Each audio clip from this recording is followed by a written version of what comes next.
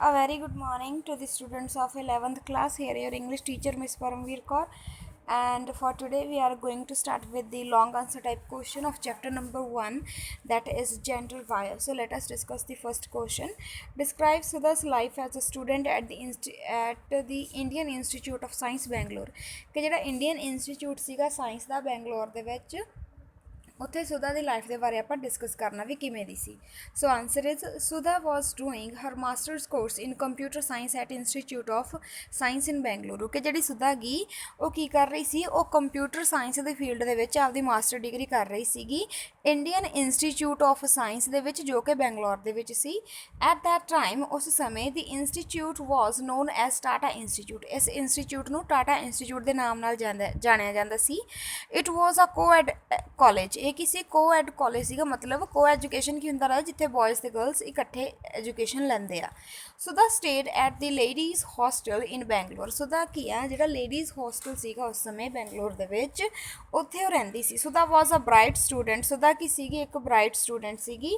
Shri was the only girl in her post graduate department. Post graduate ਜਿਹੜਾ department ਸੀਗਾ, ਮਤਲਬ mastery ਦਾ, ਉੱਥੇ ਸਿਰਫ ਉਹ ਇੱਕ ਹੀ ਲੜਕੀ ਸੀ। ਅਦਰ ਗਰਲਸ ਇਨ ਦੀ ਇੰਸਟੀਚਿਊਟਸ ਵਰ pursuing research in different departments of science. ਜਿਹੜੀਆਂ ਦੂਸਰੀਆਂ ਲੜਕੀਆਂ ਸੀ ਉਹ ਰਿਸਰਚ ਕਰ ਰਹੀਆਂ ਸੀ ਸਾਇੰਸ ਦੇ ਹੋਰ ਡਿਪਾਰਟਮੈਂਟਸ ਦੇ ਵਿੱਚ। ਸੁਧਾ ਵਾਸ ਦਾ ਓਨਲੀ ਬੋਲਡ ਐਂਡ ਆਈਡੀਅਲਿਸਟਿਕ। ਸੁਧਾ ਹੀ ਸਿਰਫ ਬੋਲਡ ਅਤੇ ਇੱਕ ਆਈਡੀਅਲਿਸਟਿਕ ਸੀ। ਮਤਲਬ ਸੁਧਾ ਕੀ ਆ, ਇੱਕ ਇੱਦਾਂ ਦੀ ਵਿਦਿਆਰਥੀ ਸੀ ਜਿਹੜੀ ਕਿ ਕੀ ਸੀਗੀ, ਆਦਰਸ਼ਵਾਦੀ ਸੀ। Her life was full of fun and joy. ਉਸਦੀ ਲਾਈਫ ਫਨ ਅਤੇ ਇੰਜੋਏਮੈਂਟ ਨਾਲ ਭਰੀ ਹੋਈ ਸੀ।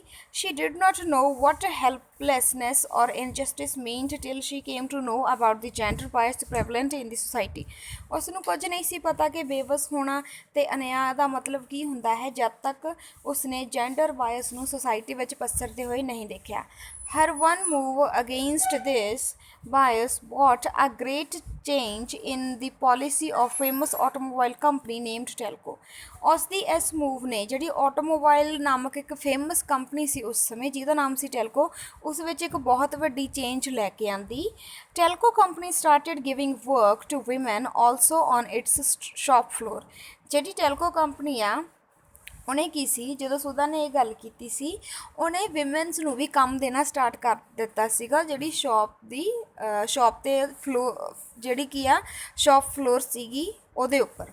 ਔਰ ਰਾਈਟ ਬੱਚੇ, ਮਤਲਬ ਕਿ ਕਾਰਖਾਨਿਆਂ ਦੇ ਵਿੱਚ ਉਹਨਾਂ ਟੈਲਕੋ ਵਾਲਿਆਂ ਨੇ ਵਿਮਨਸ ਨੂੰ ਕੰਮ ਦੇਣਾ ਸਟਾਰਟ ਕਰਤਾ ਸੀਗਾ।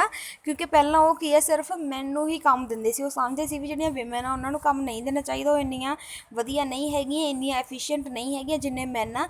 ਪਰ ਫਿਰ ਕੀ ਹੈ, ਜਦੋਂ ਸੁਧਾ ਨੇ ਉਹਨਾਂ ਨਾਲ ਗੱਲਬਾਤ ਕੀਤੀ ਇੰਟਰਵਿਊ ਪੈਨਲ 'ਤੇ ਜਾ ਕੇ, ਤਾਂ ਸੁਧਾ ਨੇ ਉਹਨਾਂ ਦੀ ਸੋਚ ਬਦਲ ਦਿੱਤੀ। ਤਾਂ ਕਰਕੇ ਕਹਿੰਦੇ ਵਿਮਨਸ ਵੀ ਕੀ ਹੈ, ਟੈਲਕੋ ਕੰਪਨੀ ਦੇ ਵਿੱਚ ਉਹਨਾਂ ਨੇ ਕੰਮ ਕਰਨਾ ਸਟਾਰਟ ਕਰ ਦਿੱਤਾ ਸੀਗਾ। ਔਰ ਰਾਈਟ, ਸੋ ਇਹ ਸੀਗੀ ਸੁਧਾ ਦੀ life Indian institute science Bangalore ਦੇ ਵਿੱਚ। ਅਤੇ ਇਹ ਤੁਸੀਂ ਰਾਜੇ ਰਾਈਟ ਕਰਨਾ ਵਾ। ਰਾਈਟ ਕਰਨ ਦੇ ਨਾਲ ਨਾਲ ਕੀ ਆ, ਲਰਨ ਕਰਨਾ ਅਤੇ ਆਪਦੀ ਫੇਅਰ ਨੋਟਬੁੱਕ ਦੇ ਉੱਪਰ ਰਾਈਟ ਕਰਨਾ। ਆਲ ਰਾਈਟ ਬੇਟਾ। Alright beta, now we are going to learn the second long answer type question, that is what was Sudha's plan after completing her master's course in computer science।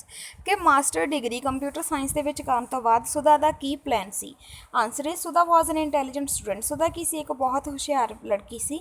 Shri was pursuing her MTech course at the Indian Institute of science in Bangalore. Bangalore ਦੇ ਵਿੱਚ ਕੀ ਆ, ਉਹ ਇੱਕ ਹੀ ਆਪਦਾ course ਕਰ ਰਹੀ ਸੀ MTech ਦਾ। She was the final year of her MTech course. ਉਹ ਆਪਦੇ ਐਮਟੈਕ ਦੇ ਕੋਰਸ ਦੇ ਫਾਈਨਲ ਈਅਰ ਦੇ ਵਿੱਚ ਸੀ। She was the only girl in her post graduate department. Post graduate department ਦੇ ਵਿੱਚ ਉਹ ਕੇਵਲ ਇੱਕ ਲੜਕੀ ਸੀ। She was very bright at studies ਦੇ ਵਿੱਚ ਉਹ ਬਹੁਤ ਹੀ ਬਰਾਈਟ, ਬਹੁਤ ਇੰਟੈਲੀਜੈਂਟ ਸਟੂਡੈਂਟ ਸੀ। She had always been excellent in academics and in MTech and she had done better than most of her male classmates. ਉਹ ਐਕੈਡੈਮਿਕ ਦੇ ਵਿੱਚ ਬਹੁਤ ਵਧੀਆ ਸੀ ਅਤੇ ਕਈ ਵਾਰ ਤਾਂ ਲੜਕਿਆਂ ਨਾਲੋਂ ਵੀ ਬਹੁਤ ਵਧੀਆ ਕੰਮ ਕਰਦੀ ਸੀ। She had been offered scholarship from universities in the US and she didn't want to take up any job in India. ਉਸ ਨੂੰ US ਦੀਆਂ ਯੂਨੀਵਰਸਿਟੀਜ਼ ਵੱਲੋਂ ਵੀ ਸਕਾਲਰਸ਼ਿਪ ਦੀ ਆਫਰ ਆਈ ਸੀ ਅਤੇ ਉਹ ਇੰਡੀਆ ਦੇ ਵਿੱਚ, ਭਾਰਤ ਵਿੱਚ ਜੋਬ ਨਹੀਂ ਲੈਣਾ ਚਾਹੁੰਦੀ ਸੀ। So after completing her masters course in computer science she was looking forward to going abroad.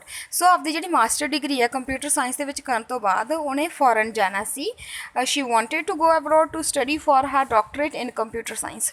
ਉਹ ਅਬਰੋਡ ਜਾ ਕੇ, ਫੋਰਨ ਜਾ ਕੇ ਆਪਦੀ PhD ਦੀ ਮਤਲਬ ਡਾਕਟਰੇਟ ਡਿਗਰੀ ਕਰਨਾ ਚਾਹੁੰਦੀ ਸੀਗੀ ਕੰਪਿਊਟਰ ਸਾਇੰਸ ਦੀ ਫੀਲਡ ਦੇ ਵਿੱਚ, but there was something different in store for her, ਪਰ ਇੱਥੇ ਉਹਦੇ ਲਈ ਕੁਝ ਵੱਖਰਾ ਸੀ।